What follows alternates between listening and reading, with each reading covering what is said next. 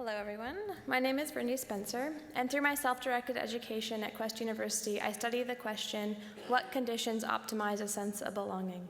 Through my studies, I found the value and importance of vulnerability, intimacy, creativity, and expression. So, taking on Piper's lead as well, I'm going to share my top three items on my failure resume. So, in no order of importance, my first one is that I have been unsuccessful at maintaining long-term relationships. My second is that I struggle with my ethnicity. I don't relate to my Indian identity, and yet I'm not accepted as being Caucasian.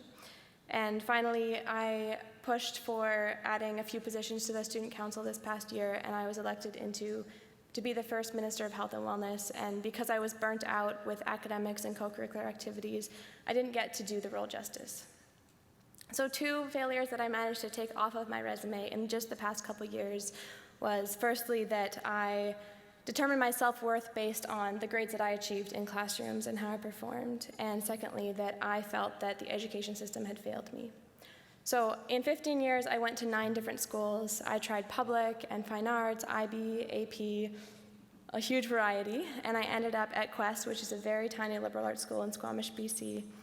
And before Quest, I was so tired of being put into boxes and being a number and meeting these requirements for classes that I had no interest in studying.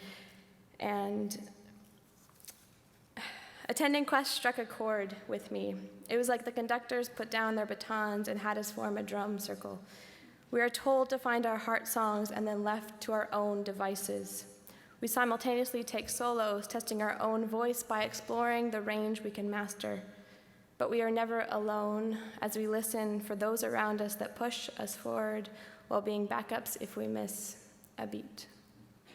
So at Quest, we don't have disciplines or majors. Instead, each individual chooses a question that they choose to explore, and that is based on how they want to view the world, the framework that they want to look through. We don't look for answers, because if you have an answer, that means you don't understand the question well enough. And it's more about an appreciation of the infinite process of discovering what you're most passionate about.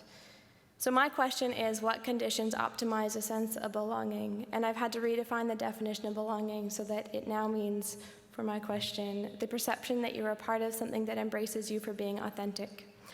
So I have a challenge.